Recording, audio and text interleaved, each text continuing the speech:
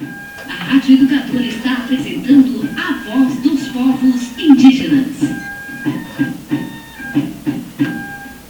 Passar a palavra para a Kimui, que ela vai dar seguimento, ela vai conversar com o nosso convidado. Então, Kimui, agora é com você. Vamos lá.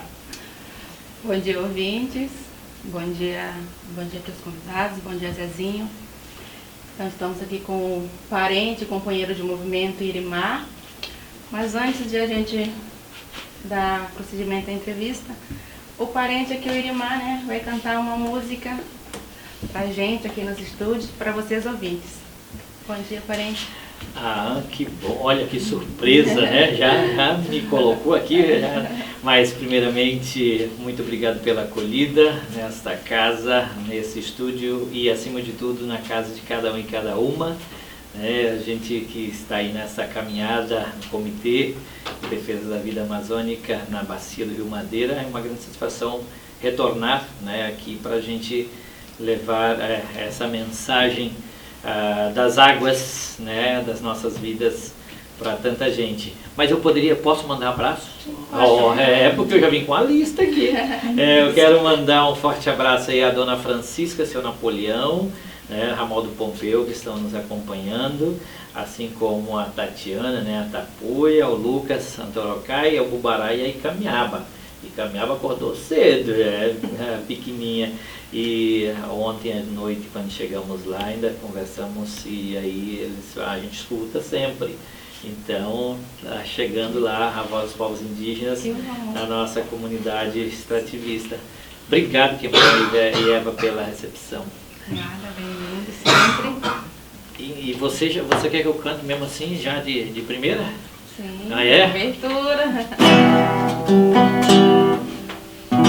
Então, nós andamos, navegamos, vivemos em função das águas, né? As águas nossas de cada dia, aquelas águas que nos movem, que nos levam. E por isso eu vou então aqui aquecendo a voz logo de cara com a canção Meu Rio, que é o nosso rio, né?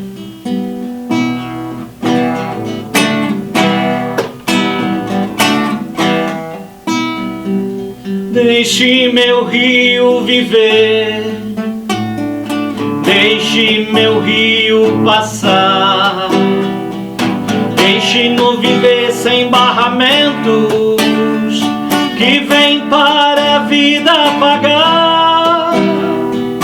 Deixe meu rio correr, livre sem nada barrar.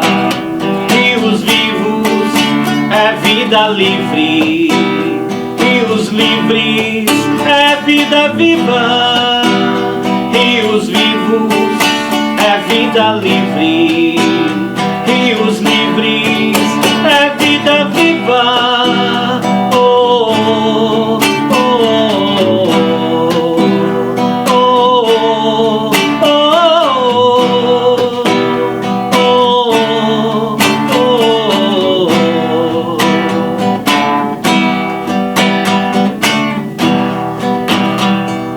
Deixem minhas águas puras, deixem as vidas pulsar, deixem-no viver plenamente e toda a vida semear. Eu sou rio vivo, semente de um novo amanhã que virá. Eu sou rio vivo, semente de um novo amanhã que virá. Rios vivos é vida livre, rios livres é vida viva. Rios vivos é vida livre, rios livres é vida viva. Oh, oh, oh, oh, oh, oh, oh, oh.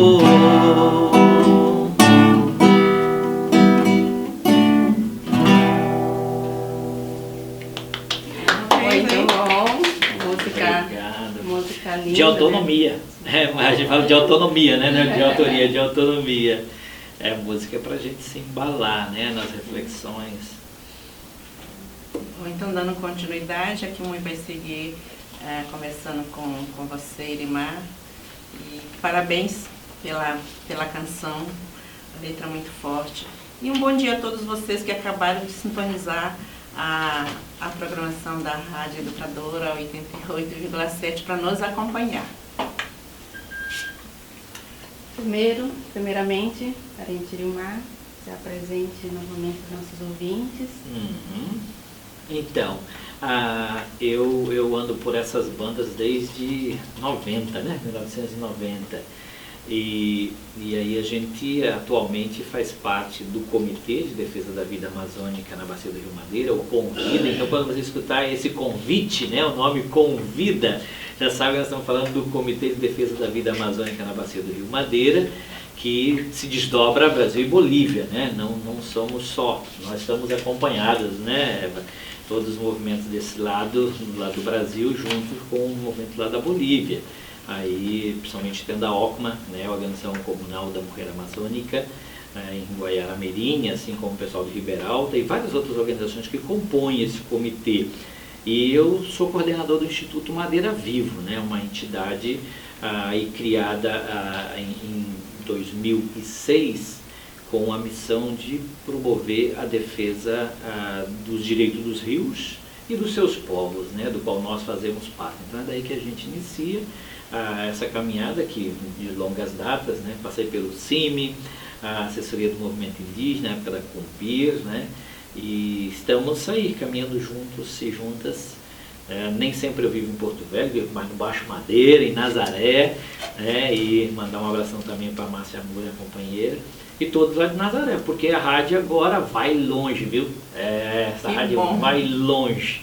Então, e ainda mais com a internet, né? Aí que a gente chega mais longe ainda. Então, por isso que é uma grande satisfação falar com os ouvintes da voz dos povos indígenas, e que bom que muita gente está escutando. Mas do que escutar, a gente quer que seja cumprido e garantido os direitos, né?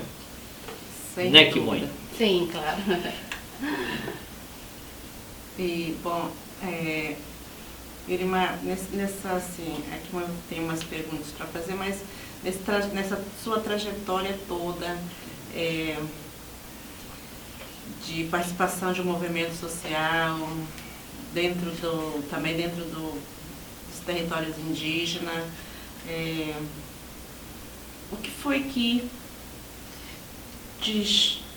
chamou você, o que fez você entrar vir de longe para Rondônia e aqui atuar dentro das questões sociais, indígenas, quilombolas, ribeirinhas?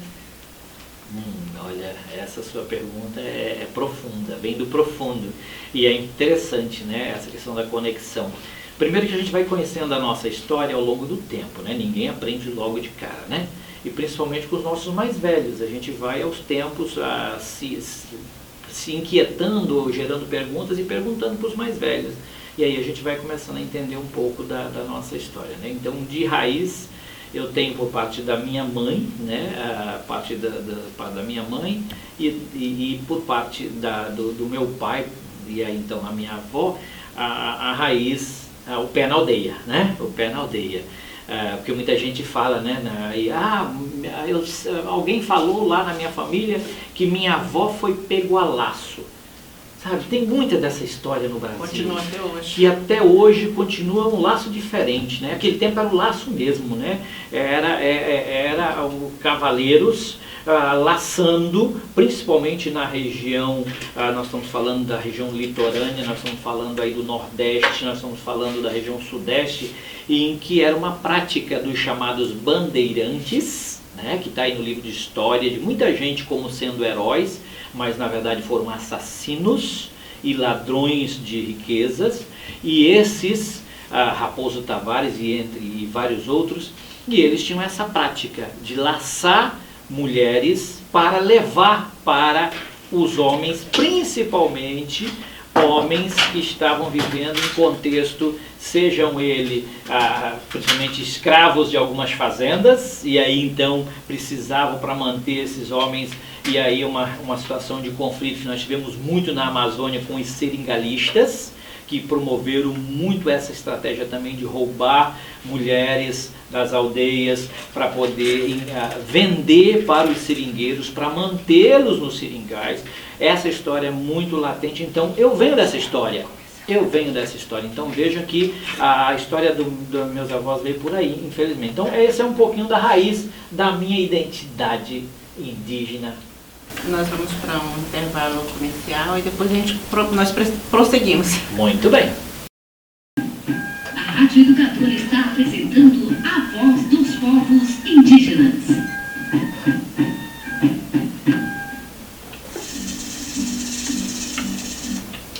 Bom, nós damos continuidade ao nosso bate-papo com a Irimar, que está muito interessante.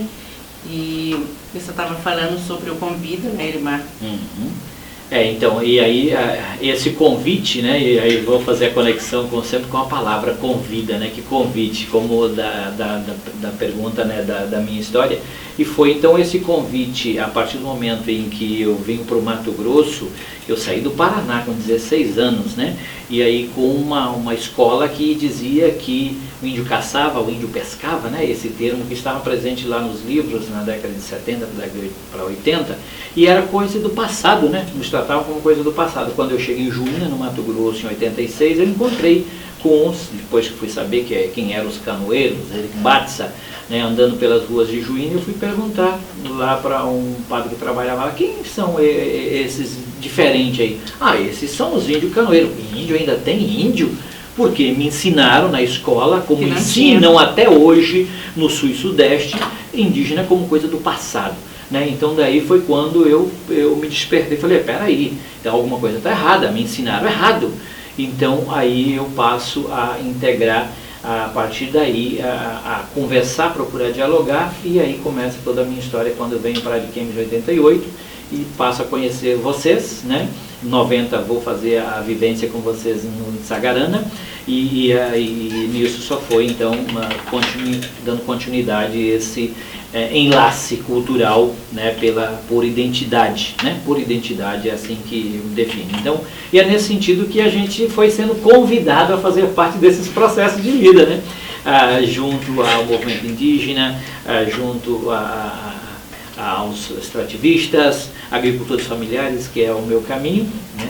E aí chegamos a partir de 2016, então aqui fazendo um recorte, quando nós realizamos o nosso segundo Encontro Sem Fronteiras aqui em Guajará, com a carta, né, de Guajará, né, tirada no final do encontro, lançamos o desafio de constituir o Comitê de Defesa da Vida Amazônica da Bacia do Rio Madeira, né? E a partir daí o Convida então nasce e está aí, principalmente agora também com um apoio, né, desde agosto do ano passado, da Misério, né, através das obras sociais aqui de Guajará-Mirim, e com isso estamos fortalecendo aquela caminhada, né, que nós já vimos fazendo, com dificuldades, agora com um pouco mais de condições de tornar aí viável algumas boas práticas, como a captação de água com energia solar, a geração de energia com a energia solar, para mostrar que a gente não precisa barrar mais nenhum rio.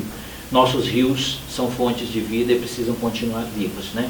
Então aí que essa é a missão principal do Convida, do qual nós que aqui estamos fazemos parte, e tantos outros e outras, e nesta perspectiva de que o rio é portador de vida, porque nosso corpo é mais de 70% água. Então imagina, se a gente não tiver água nos rios, nós não temos água no subsolo, nós não temos água para nós beber, né? E Guajará-Mirim enfrenta essa triste realidade, né? Que não tem água potável. Né? O subsolo, ou seja, a água subterrânea aqui de poço raso, não é potável. Então são poucos os poços aí profundos para poder ter água. Então temos uma fonte de água lá naquela rua ali atrás da Uni, né? É a única fonte de água boa que se tem. Então imagina, se a gente ainda continuar barrando nossos rios, nós vamos viver do quê? Morrer de sede. Morrer de sede? Não dá, né? Então vamos para mais um intervalo e você vai... A canção agora? A canção. Opa, então... A canção, então intervalo musical. Intervalo musical, então, que coisa boa. Eu vou fazer essa canção também de Minha Autonomia, junto com Márcia, né, essa canção, Salve a Amazônia, que nesse período de pandemia nos possibilitou, né, se recolher um pouco, mas jamais deixar de refletir, né, e de colocar então as nossas preocupações. Então, essa canção chama-se Salvem a Amazônia.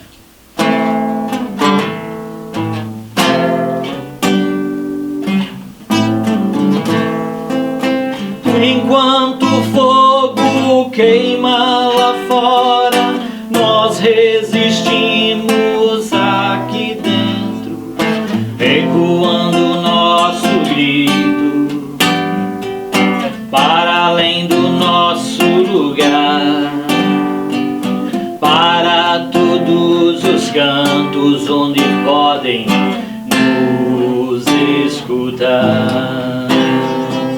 Salvem a Amazônia, salvem as nossas vidas.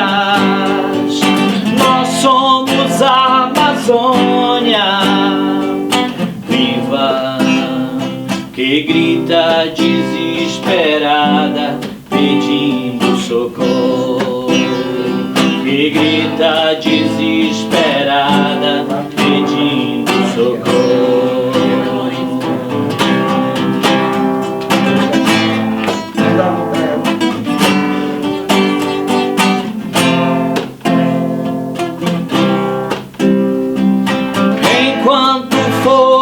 Queima lá fora, nós resistimos aqui dentro, ecoando nosso grito para além do nosso lugar, para todos os cantos onde podem nos escutar. Salvem a Amazônia, salvem as nossas vidas. Nós somos a Amazônia viva, que grita desesperada pedindo socorro, que grita desesperada pedindo socorro.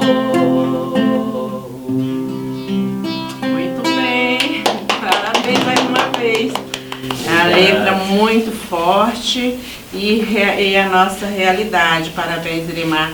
Eu quero mandar um bom dia para todos os ouvintes lá de Nova Dimensão que estão nos acompanhando, em especial a Fabiana, que está lá em Nova Dimensão acompanhando a programação da Rádio Educadora. Um bom dia a todos vocês, um bom domingo e obrigada pela audiência. Mas dando continuidade, que mãe tem mais umas perguntinhas aí para fazer. Manda ver, que mãe. Parente Irimar, já pensou em gravar um CD? Já pensei, ainda não materializamos. É sim. Vamos lá, quem sabe, né? Ouvimos aí o parente Irimar falar sobre o Convidas, mas além do Convidas também tem o FOSPA, isso mesmo? Isso. Então, parente, para você dizer aos nossos ouvintes, né, o que é o FOSPA?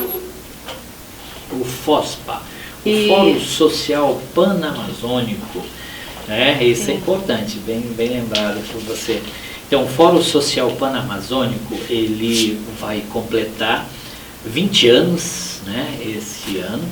Então, significa que ele começou há uns aninhos atrás, né, em 2002, como uma estratégia de participação dos movimentos sociais, culturais, no Fórum Social Mundial, que começou em Porto Alegre. E esse FOSPA, então, esse primeiro fórum começou em Belém, né? E ele volta, então, na sua 10ª edição, e com 20 anos ele volta a Belém, né? E é um momento muito importante em que povos, organizações, movimentos sociais, inclusive também algumas ligadas à parte até religiosa, né?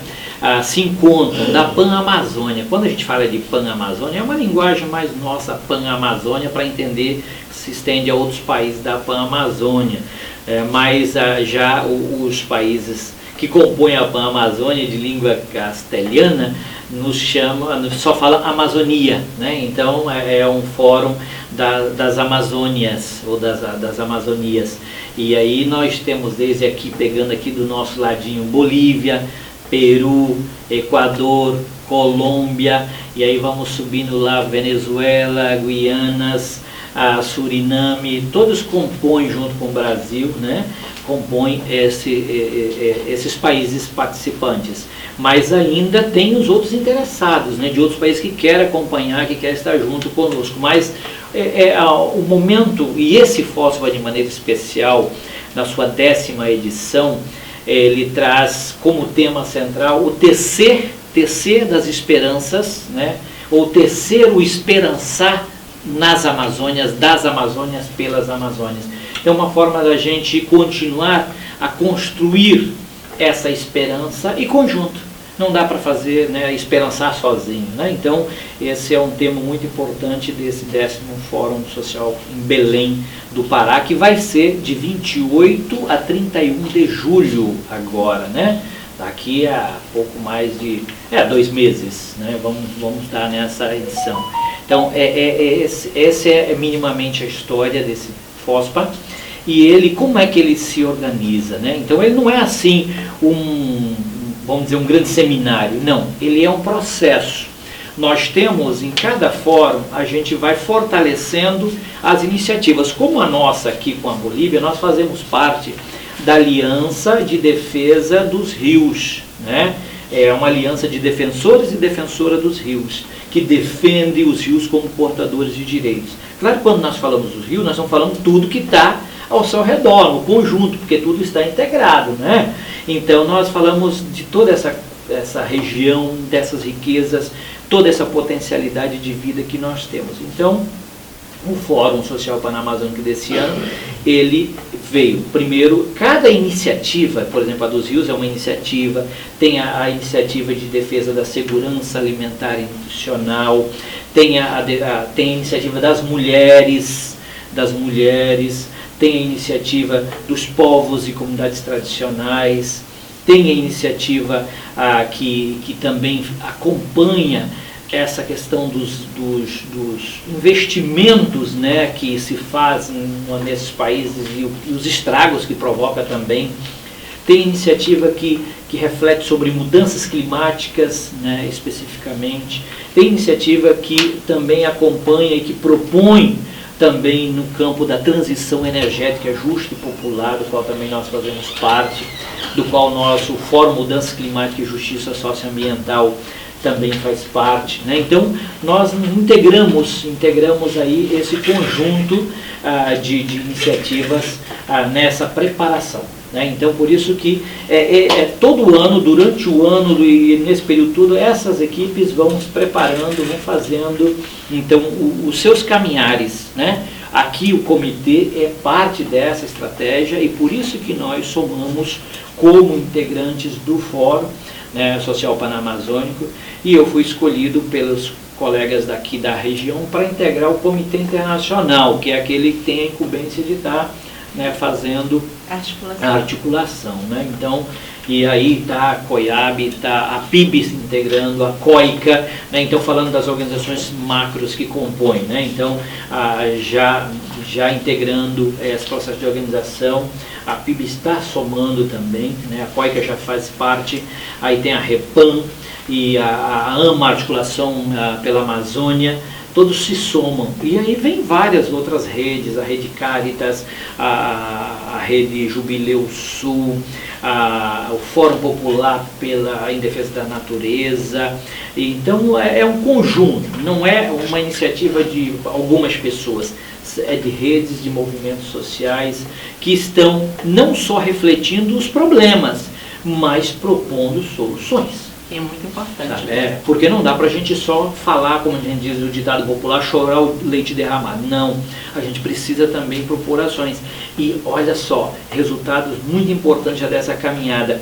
Veja, nós temos aí, por exemplo, no Peru. O Peru teve um avanço político muito importante na última eleição, fruto de um processo de articulação dos movimentos sociais. O Equador também viveu já recentemente esse processo, também o movimento social, quando ele se organiza e se articula, ele consegue colocar na pauta política a sua luta.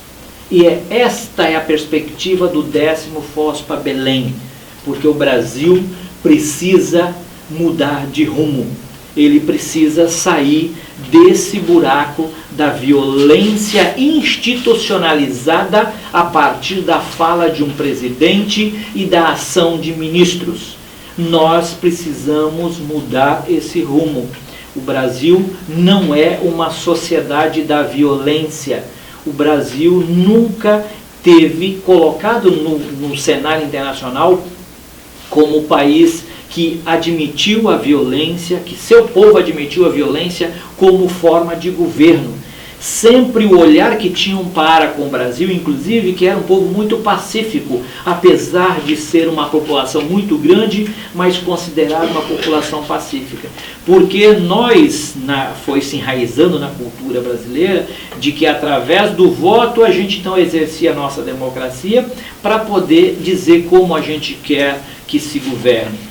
Então, porque tinha um processo de participação sem a mentira, sem a pressão do uso, principalmente das mídias sociais, das mentiras chamadas fake news. E, lamentavelmente, uma estratégia que se adotou na eleição, no último presidencial, foi através da mentira. Uma mentira, tem um ditado popular que uma mentira de tanto ser dita passa a ser uma verdade. E aí levou muita gente a acreditar na mentira, por ela se multiplicar através de robôs. Robôs é programa de comunicação que multiplica aquela mentira para as pessoas o tempo todo. Então isso foi uma estratégia usada para desestabilizar a nossa democracia. E nós estamos aí, às vésperas de um processo eleitoral, em que o povo já vem se manifestando pelas pesquisas, dizendo que não acredita mais na mentira, mas que quer viver uma realidade com os desafios que ela tem, mas com o pé no chão e buscando construir a verdade e não viver da mentira. E a comunicação que vocês fazem aqui, que a gente faz, ela traz essa máxima. E inclusive me lembro de uma campanha da Fraternidade, lá dos anos 90, uma campanha da Fraternidade que dizia que a comunicação não se esqueça jamais de estar a serviço da verdade e da paz. Assim tem que ser. A Rádio Educadora está apresentando a voz dos povos indígenas. E vamos dar continuidade, né, na nossa conversa, nosso bate-papo com o Irimar. E ainda aproveitando, mandando um bom dia especial a todos os ouvintes que agora estão nesse exato momento sintonizados, né, porque hoje é domingo, então tem muita gente que dorme um pouco mais, tem outros que acordam mais cedo, mas vamos dar continuidade no nosso bate-papo, que nós estamos quase chegando ao final do nosso programa, e aqui continua conversando com o nosso convidado. Então, parente, ontem, né, dia 28 de maio, aconteceu uma reunião na aldeia Laje Velho, e queria que você falasse, né, para os ouvintes e também para os parentes a finalidade da reunião, o porquê, né, houve essa reunião ontem na aldeia. E qual a sua avaliação? Isso, importante. Bom, primeiro que nós fomos mobilizados para essa reunião já há mais de uma semana, né, quando aí recebemos informações de que essa terra indígena Laje, principalmente lá após a 26, estava sofrendo aí invasão, né? Então por isso que as lideranças se reuniram, né, ontem para discutir essa situação, já que parece que aqueles que deveriam fazer a investigação, que deveriam fiscalizar, não estão muito interessados, né? Ao que parece, porque já foi levado ao conhecimento, principalmente da FUNAI, essa situação, e pela que os caciques disseram, né, e parece que não teve nenhuma ação de campo, porque se eles forem, com certeza vão encontrar porque causa estranheza o órgão responsável pela fiscalização responder às lideranças que elas têm que apresentar provas. Uai, se elas viram, se elas escutaram, se elas disseram, o papel de fiscalizar é do órgão que recebe para isso e tem responsabilidade constitucional para isso. Então, já fazendo uma avaliação dessa informação de quando eles informaram, então, a FUNAI, que é responsável pela fiscalização, e se ela não vai, está prevaricando, está se omitindo. Isso é crime diante do papel constitucional. Então, acho que cabe aí um bom senso nos responsáveis, nos gestores, a fazer o seu papel. E, dito isso, com certeza eles estarão entregando provas esta semana ao Ministério Público Federal desta situação que é gritante e que tem sido muito ameaçadora para famílias que moram naquela região da linha 26, tá, do Laje Velho, e tem invasores naquela região. E é importante que eles saibam, e se quem conhecer pessoas que estão envolvidas nisso, que os avise que eles estão invadindo uma terra pública e estão sujeitos a sofrer as penalidades por isso, porque não é admissível que isso esteja ocorrendo sabendo que a linha 28 é parte do território indígena Laje Velho, Laje. E se está fazendo isso é de consciência, e se não é de consciência, que procure sair o quanto antes, porque a justiça será feita. Então é preocupante essa situação e ao mesmo tempo deixar esse alerta. Não se pode fazer vista grossa, órgão nenhum de fiscalização, porque é preciso apurar e punir os criminosos. Porque a gente fez algumas imagens lá, tá? E por isso é importante que saiba e que as provas existem e elas serão entregues ao poder público. Bom, o Piel está pedindo uma palavra e ele vai...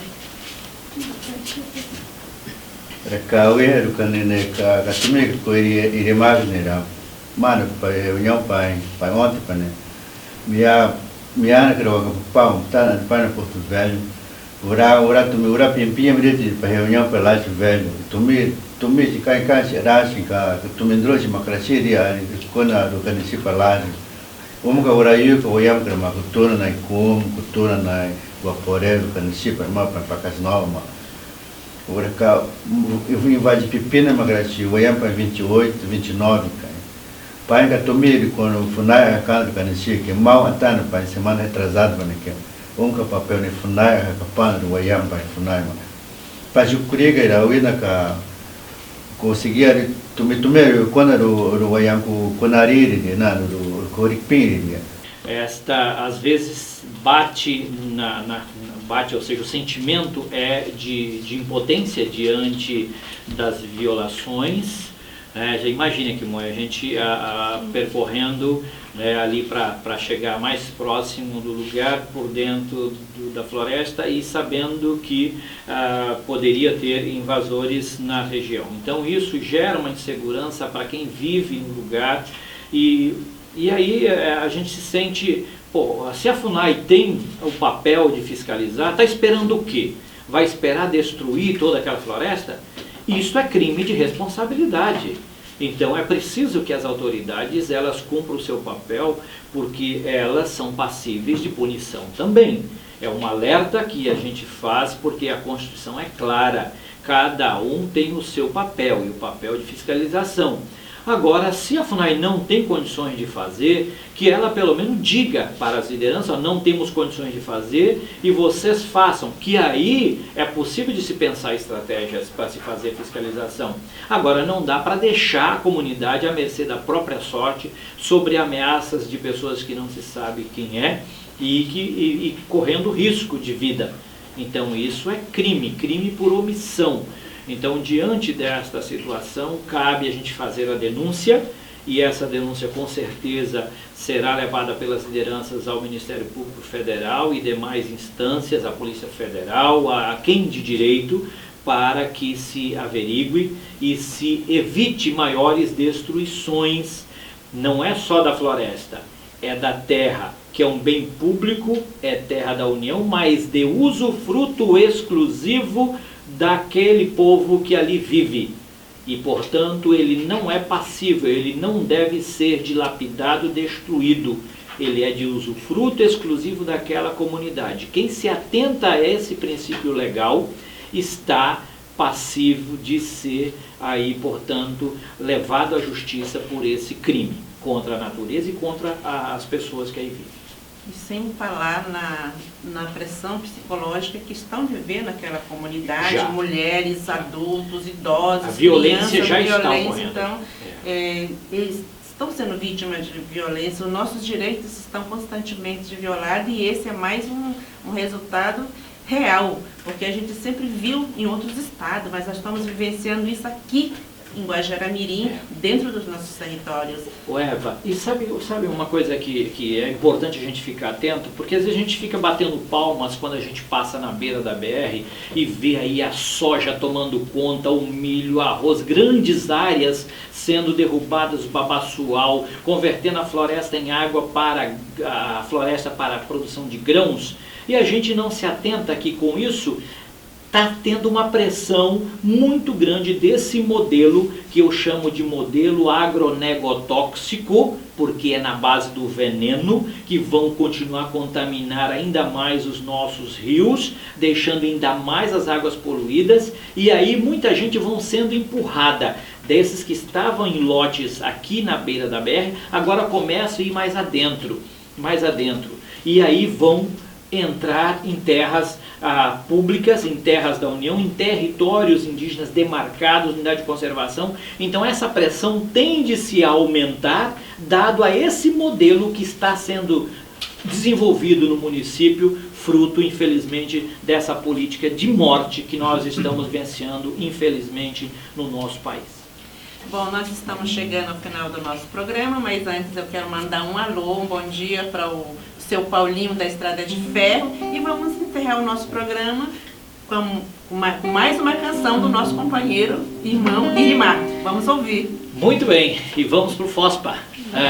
Vamos pro FOSPA. Então essa canção é um convite e, é claro, no ritmo paraense, quem quiser dançar pode dançar. É o carimbó, é o carimbó, porque a gente precisa manter a nossa mística da resistência. A gente tem que denunciar, tem que anunciar também e convidar para as lutas. Vamos lá, Tecer o Esperançar das Amazônias.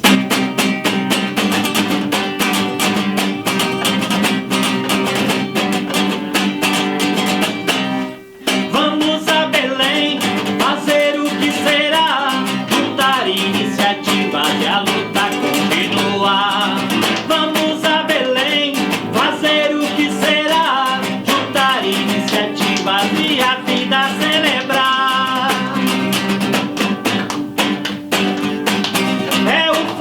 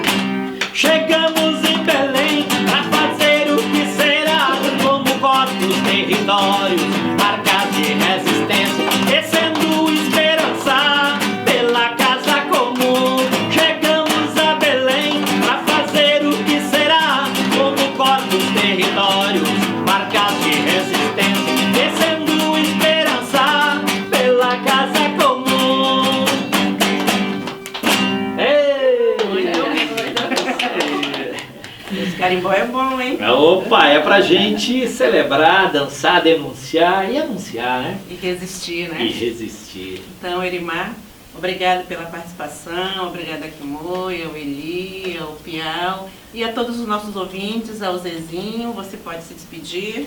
Muito bem, quero agradecer pela oportunidade e, acima de tudo, dizer que nós, do Convida, o Comitê de Defesa da Vida Amazônica na Bacia do Rio Madeira, nós estamos atentos a todas as boas práticas para multiplicá-las e estamos atentos às formas de violências dos direitos de nossos povos, de nossos rios, e vamos denunciar sempre que for necessário, porque nós só construímos dias melhores, tempos de vida, se a gente enfrentar os desafios. E por isso o Convida tem esse compromisso. Nós, Instituto Madeira Viva, Fórum Dança Climática e Justiça Socioambiental, e com tantos aliados e aliadas, nós estamos neste caminhar. Por isso, vamos tecer o esperançar das Amazônias. Vamos, Kimoy, se despede. Obrigado, ouvintes. Continuem ligadinhos na programação da Rádio Educadora e até o próximo programa. Até.